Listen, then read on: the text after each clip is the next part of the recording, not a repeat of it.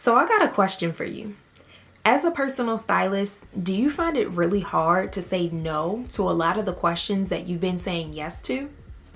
And I mean, you're literally saying yes to all the things that you hate doing, only because you want the experience, you want the client, and you want the money. Well, continue watching this video to learn about some of the things that I always say no to and how I actually combat with them as a personal stylist.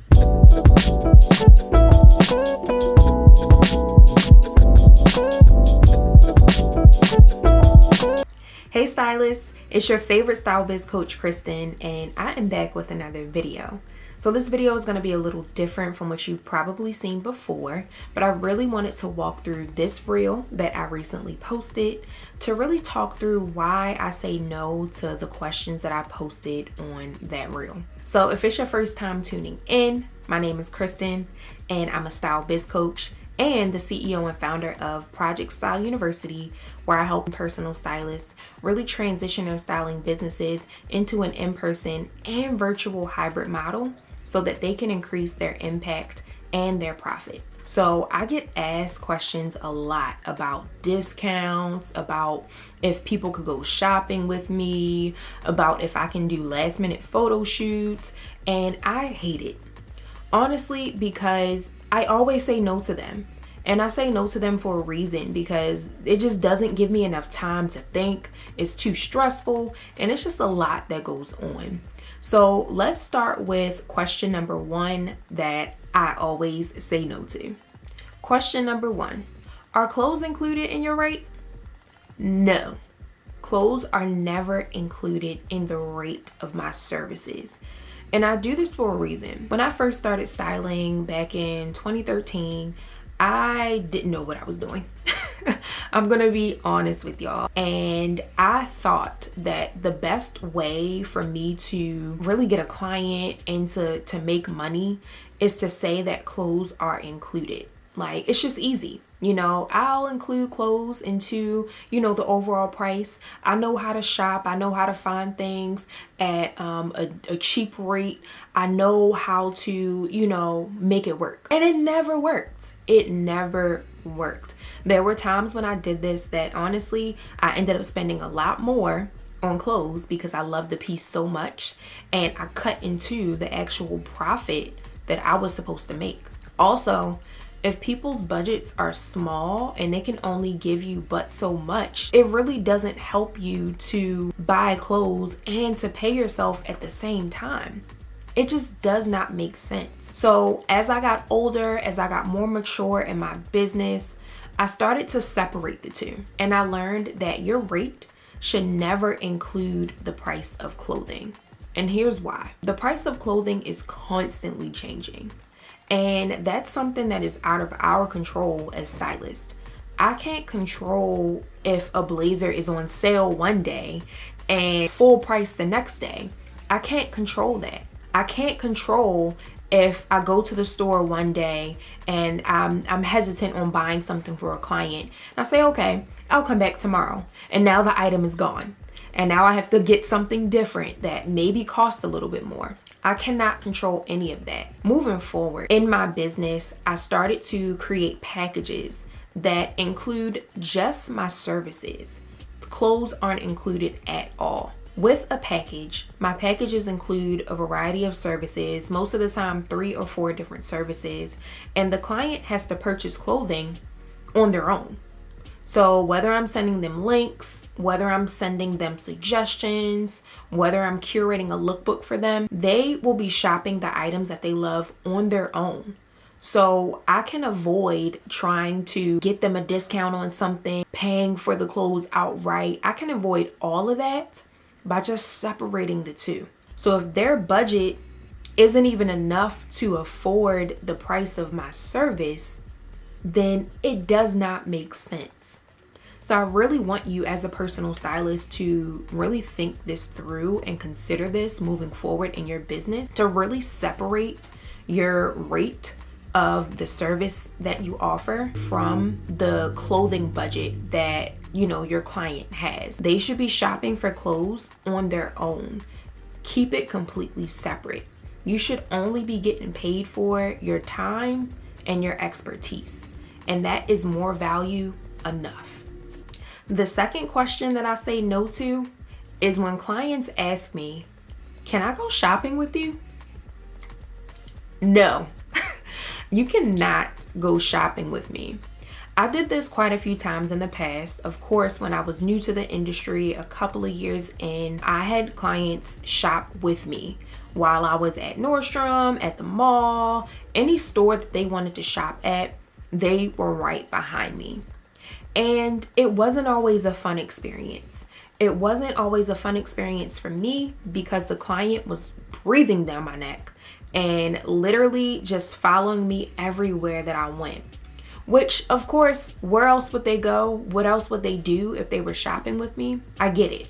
But also, as a creative, as an expert, I need my space to breathe. I need my space to be creative and to think. And it's really hard to do that when someone is honestly breathing down your neck.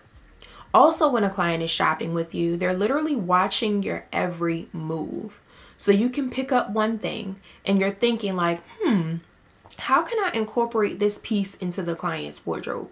And they're staring at you while you're thinking, trying to decide if this item is even right for them. And in their mind, or in their own words, they literally will tell you they don't like it. They'll tell you why they don't like it and all the negative things. Having your client shop with you doesn't really help you or the client unless you go into the shopping session with clear instruction and clear direction. There were some times where I had shopping sessions with clients in person where I gave them homework. I gave them an activity. So I asked them to go shop and find 5 pieces that you love and bring them back to me.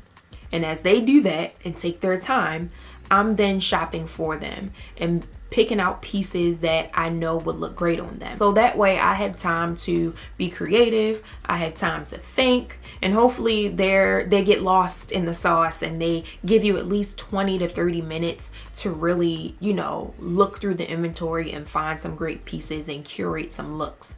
But that's one way you can combat with that if you continue to shop with your clients. But with my virtual shopping sessions, I actually record myself. So I'm recording myself as I shop through different websites. And I'm able to, of course, shop in my own time, shop in my own space, and have my time to breathe and take my time. But I'm also educating them. So with these virtual shopping sessions, I'm recording the session. So they have a replay. They can always go back and watch it. And that adds more value to what I'm offering them in their package. Also, with the virtual shopping sessions, I'm able to introduce them to some new websites. So depending on where you're located, when you're shopping with your clients in person, inventory isn't always the best. I mean, I'm located in Baltimore, Maryland, and we don't always have the best items in store. This is why I love shopping online, because the inventory is endless. With me offering my virtual shopping sessions, I record the session. I'm able to introduce them to new websites that they probably have never shopped before. And I'm able to just take my time when shopping through the different sites and just give them tips and tricks on how they can shop online and shop in person. If they really love the items I'm picking out for them, they can shop the video because it's completely shoppable and I gain commission when they shop the video. But also, if they actually want to try the items on first before buying them, they can always run that by me and I can check the local stores and see if they have those items in stock, if it's a store that actually has a brick and mortar. This is why I now offer virtual shopping sessions to really rid myself of all of that stress and just headache when shopping with clients in person. So the third thing that I always say no to is, can I get a discount? So if that's the first question that a client asks you, a potential client asks you when y'all are on the phone or via email, that is a big red flag. You do not want to offer anyone a discount who hasn't even worked with you yet. If they cannot afford your services, they just aren't your client, and that's okay. But now that they know your price, you know, I'm assuming you've had a conversation with them, you mentioned your price point. Now that they know your price, they can come back when they're ready to invest. But never offer a discount to anyone who has never ever worked with you. And again, if that's the first question that they ask you before they even work with you, that's a red flag. When people ask me for a discount back in the day when I first started styling, of course you can have a discount. I wasn't confident enough in myself to say, hey, no, this is my rate and this is where I stand. Like I said in the beginning of the video, really wanted the experience, I really wanted the client, and I really wanted the money. And at the time, I didn't fully understand my value as a stylist. I didn't fully understand what I brought to the table. And I wasn't fully confident in myself and what I was telling the client I can do for them. They thought it was okay to ask me for a discount. Also, the content that I was putting out, how I was presenting myself, it wasn't to the same level that it is today. When it comes to social media, when it comes to your website, when it comes to your marketing, you really want to make sure that it is elevated, it's professional. So people wouldn't even want to ask me for a discount because I don't even look like I offer discounts. When people ask you for a discount, definitely make sure you are saying no. But when they do, make sure that you are explaining to them what exactly is included, what exactly they're getting out of the experience when working with you. People really want to know what value you bring to the table. And if you aren't fully confident in that value yourself, then how do you expect a client to be confident in you? One way that I combat with people asking me for discounts is I ask them their budget up front. So of course, you know, we talk about rate, we talk about what's included in my packages and all of those good things. But I also want to know what the client's budget is, because that's important for me to know if they can even afford my services or not. So we talk through budget, we talk about, you know, what's included in my services, we talk about what they're looking for, we're talking about what they want to get out of this experience. Because if I don't know what they're needing, then I won't be able to know if they're even fit to work with me. It's important that you consider their budget. It's important that you consider what they're looking for from you. And it's also important that you really consider your values and what you value as a stylist. I know I'm confident in what I can do for my clients. I know that I'm confident that I can transform my clients' lives when I put in the proper amount of work. And I cannot do that if I'm limited to the amount of money that I'm going to receive. It takes a lot to run my business. There are different subscriptions that I use, different memberships that I'm a part of, different products that I use. There are different tools that I use. I have a computer, I have a phone. There are a bunch of different things that come into play that, you know, allows me to run my business. And if I'm short-ending myself on my rate, how am I even able to run my business properly? It doesn't make sense. And if I'm spending my time working with a client who hasn't paid me the rate that I deserve, I'm taking away time from working with people who actually will. So one thing that I also do when it comes to offering discounts, I technically don't offer a discount. So I will curate a package or a special service that is a little bit lower priced than all the rest of what I offer, all the rest of the services that I offer. And it won't include every single thing that my packages offer. It'll include maybe one or two things, maybe about an hour or two of my time, but it won't include the full robust amount of services and time that I put into my original packages that are more at a higher price point. If you are trying to decide if a client should deserve a discount or if they ask for one and you're not really sure what to say, definitely consider all of those things. So the last question that I get asked constantly, I actually haven't been asked this question in a while because I think people get the point now, but I used to get asked this question all the time. Hey, my photo shoot is this weekend. Can you style me? Or, hey, My photo shoot is tomorrow. Can you style me? That doesn't give me enough time to do anything. I am not a miracle worker. When it comes to doing last minute work, I've done it in the past, and I find that a lot of stylists that I come into contact with, I find that they do a lot of last minute work. And it's honestly because of the ignorance of our society, our audience.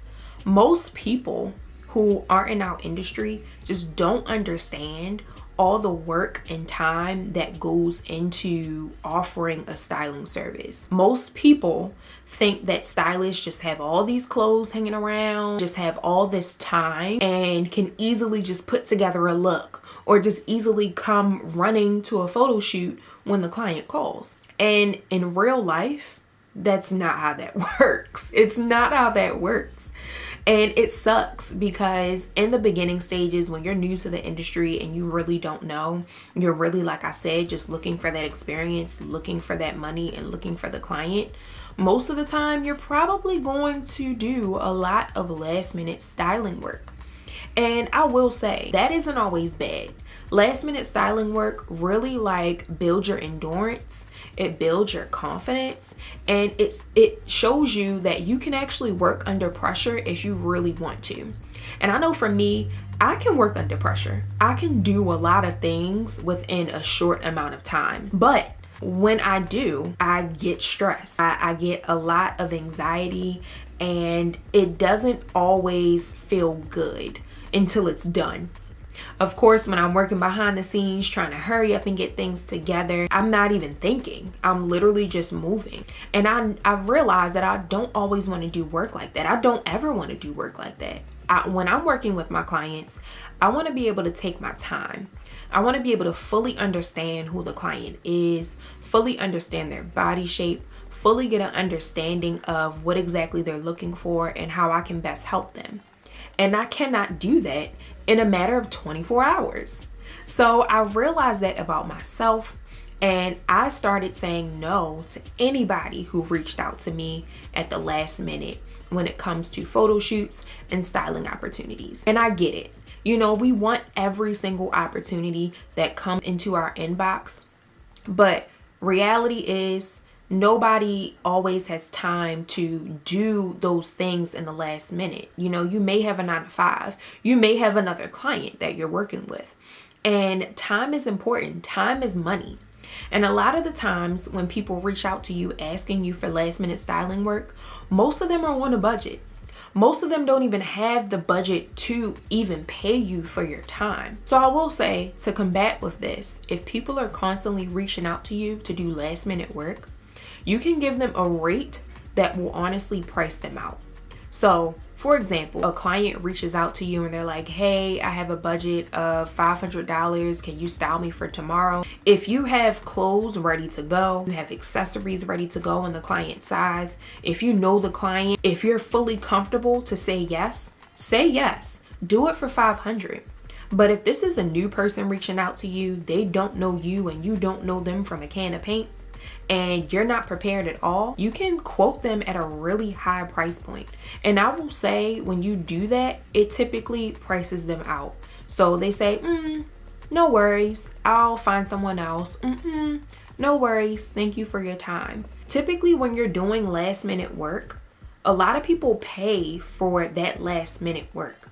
It's literally like you're reaching out to me the day before a shoot. Now I have to alter my schedule. Now I have to run out and grab this, and this. That's more work and more time. You know, it sounds crazy because it's last minute, but the reality is, because it's last minute, I now have to go through a lot more hoops to get to the end result, to a good end result, to make this work for you. So I need more money. I need more money to make this happen. And that's the thing, when it comes to last minute work, you become stressed. Like, you're not able to put your best foot forward, or it just takes a lot for you to put your best foot forward because you weren't expecting that opportunity. And I will end with this, you know, like I was saying before, every opportunity that comes across your inbox or falls in your lap, It's okay if you feel like you missed that opportunity. Just know that every opportunity that's meant for you does not go unmissed. So if that person really wants to work with you, or if that person really values your time, they'll be back. Or they'll refer you to someone else who actually understands the value that you bring to the table. And they just weren't ready. They weren't ready to invest. They weren't ready to take that next step. And they did themselves a disjustice by waiting until the last minute to ask for your help. So with that being said, make sure you say no to those last minute styling opportunities.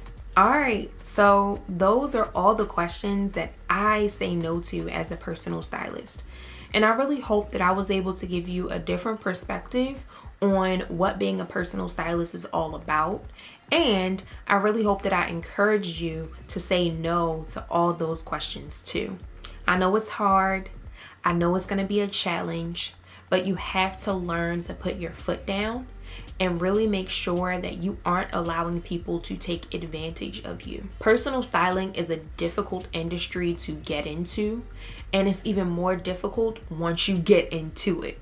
So really making sure that you set these boundaries early in your career to really make sure that, again, people don't take advantage of you, and that making sure you are really doing your due diligence as a stylist, providing quality service, really transforming your clients' lives, really making a difference, making an impact in your clients' lives.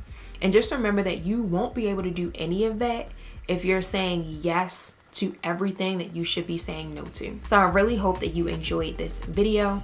If you're wanting to learn more or continue learning more about being a personal stylist, definitely make sure you like this video, comment below, and don't forget to subscribe. And I'll see you in the next video.